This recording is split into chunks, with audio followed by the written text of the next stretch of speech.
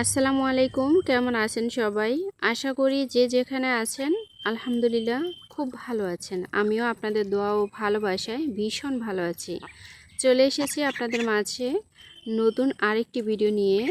যদিও 6 মাস আপনাদের মাঝে কোনো ভিডিও দেইনি, আপনাদের থেকে আমি অনেকটাই দূরে ছিলাম।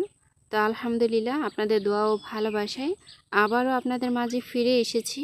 ইনশাল্লাহ ট্রাই করব নিয়মিত ভিডিও দেওয়ার। জানি না কতটুকুন পারবো, তো চেষ্টা করব আপনাদের মাঝে সুন্দর সুন্দর ভিডিও আপলোড করতে।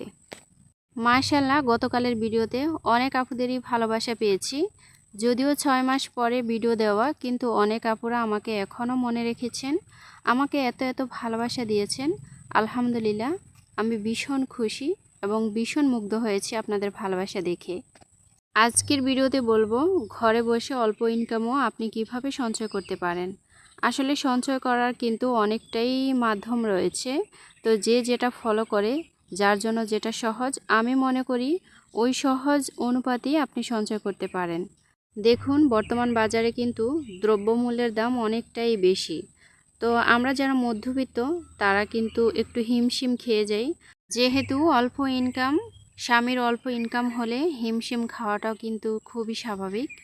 তো আমি মনে করি আমরা যদি একটু বুদ্ধি খাটিয়ে চলি, আমরা গৃহিণীরা চাইলে কিন্তু স্বামীর অল্প ইনকামও অনেক টাকা সংসারে বসে বা ঘরে বসে কিন্তু ঘরোয়া উপায়ে অনেক টাকাই সঞ্চয় করতে পারি। তো আজকের ভিডিওর মাধ্যমে আপনাদের সাথে টাকা সঞ্চয় করার কিছু টিপস শেয়ার করব।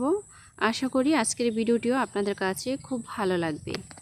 তো চলুন ভিডিও নিয়ে কিছু কথা বলি। দেখতেই পাচ্ছেন থোকা থোকা আম। এখন তো আমের সিজন, আর আমের চাহিদা কিন্তু সবচেয়ে বেশি থাকে। আম কাঁচা হোক বা পাকা হোক সকলের কিন্তু ভীষণ প্রিয়।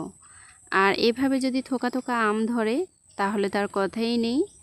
এবার আমার কাছে মনে হয় প্রত্যেক বছরের তুলনায় আমের চাহিদাটা একটু বেশি, এবং আমও কিন্তু মাশাআল্লাহ গাছে অনেক বেশি ধরেছে অন্যান্য বছরের তুলনায়। তো আমাদের গাছেও মাশাআল্লাহ অনেক আম ধরেছে।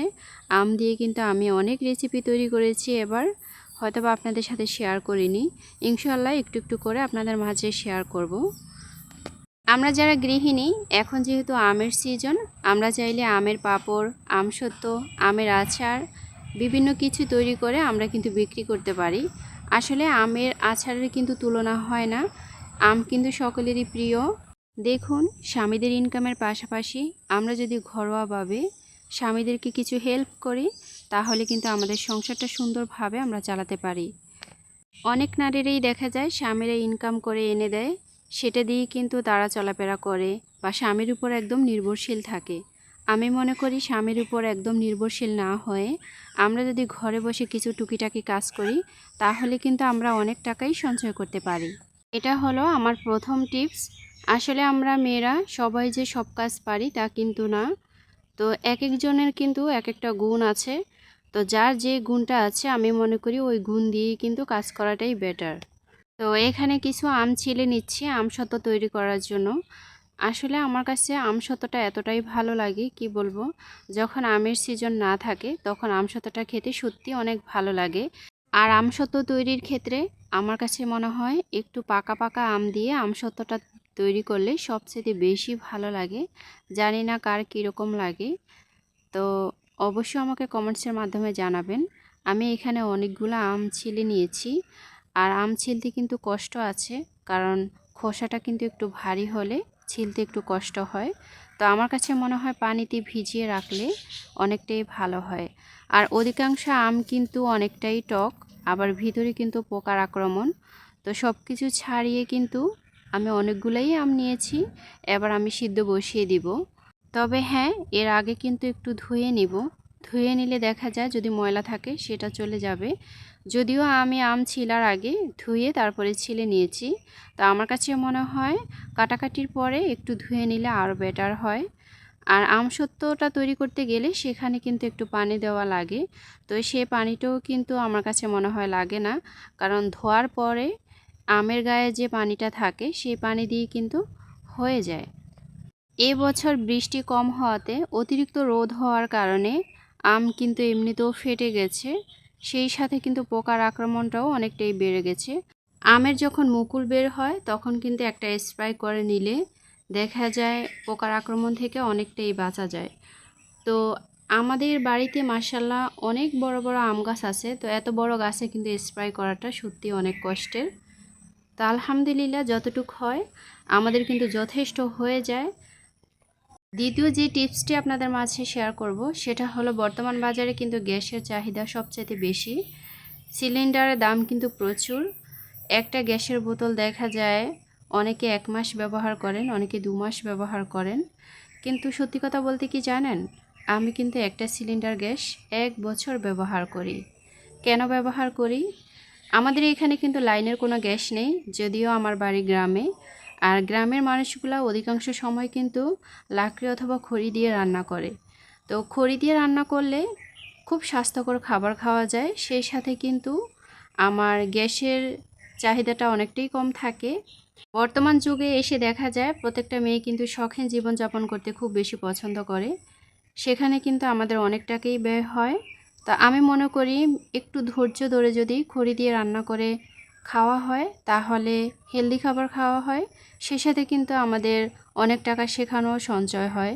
দেখা যায় 1 মণ খড়ির দাম মাত্র 200-300 টাকা। তো 300 টাকা দিয়ে দেখা যায় আপনি 15 দিন 1 সপ্তাহ রান্না করতে পারেন। একটা ছোটোখাটো সংসারে দেখা যায় 3-4 মণ খড়ি লাগে বা লাকড়ি লাগে। তো লাকড়ির দাম কিন্তু তেমন না। 4 মণ লাকড়ির দাম আপনি বলতে গেলে 900 বা 800 1000 টাকা দিয়ে আপনি পেয়ে যাবেন। যদিও লাকড়ি দিয়ে রান্না করতে একটু কষ্ট, ধৈর্য ধরে যদি আমরা লাকড়ি দিয়ে রান্না করি তাহলে কিন্তু ধৈর্যের সফলতা একদিন হয়।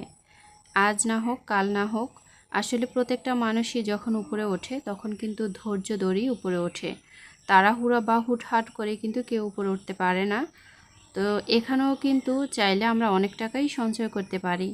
আসলে ছোট ছোট করে টাকা জমালে একটা সময় দেখা যায় অনেক বড় টাকায় রূপান্তরিত হয়।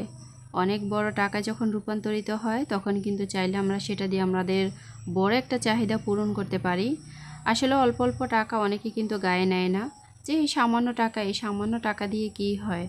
আসলে সামান্য টাকা দিয়েও কিন্তু অনেক কিছু করা সম্ভব হয়।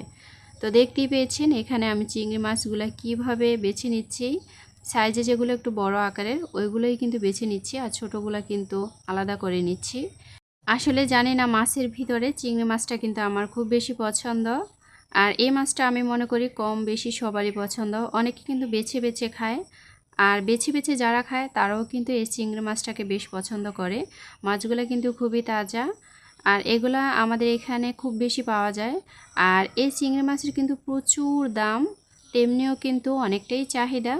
তো যেমন চাহিদা তেমন দাম, আর যে জিনিসের চাহিদা একটু বেশি থাকে তখন কিন্তু দামটাও বেড়ে যায়। তো দেখতেই পাচ্ছেন মাছগুলো কিভাবে ছটকাচ্ছে, আমার কাছে ভীষণ ভালো লাগছে। অনেকে গ্রামকে খুব অবহেলা করে, অনেকে গ্রামে থাকলে খুবই ছোট মনে করে। আসলে গ্রামে থাকা বা সবুজ শ্যামল প্রকৃতির মাঝে থাকা বা খোলামেলা জায়গা থাকা এটা সত্যি অনেক আনন্দের।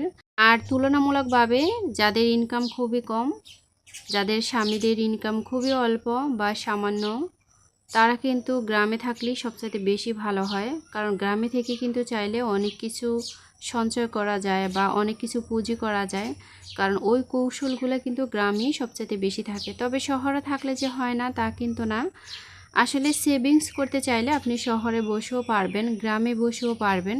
তবে মূল কথা হলো আপনার মন থাকতে হবে। আসলে মন যদি চায় তাহলে সব জায়গায় থেকেই সব কিছু করা সম্ভব হয়। তো দেখতেই পাচ্ছেন এখানে কিন্তু আমি আমসত্ত্বটা তৈরি করে নিয়েছি। আমের জেলিটা বানাতে সত্যি আমার অনেক কষ্ট হয়েছিল। তো আমি যেহেতু মাটির চুলায় আমের জেলিটা বানিয়েছি, আমার কিন্তু তেমন কষ্ট হয়নি। এর আগেও আমি একটা আমসত্ত্ব বানিয়েছিলাম, সেটাও কিন্তু অনেক ভারী হয়েছিল। তো এবারও আমি আমসত্ত্ব তৈরি করে নিয়েছি, এবার হলো দ্বিতীয়টা। এটাও মাশাআল্লাহ অনেকটাই ভারী হবে আশা করি। আর যদি রোদ হয় তাহলে কিন্তু খুব তাড়াতাড়ি শুকিয়ে যায়। তো আজকের ভিডিও এখানেই শেষ। সবাই ভালো থাকবেন। আসসালামু আলাইকুম।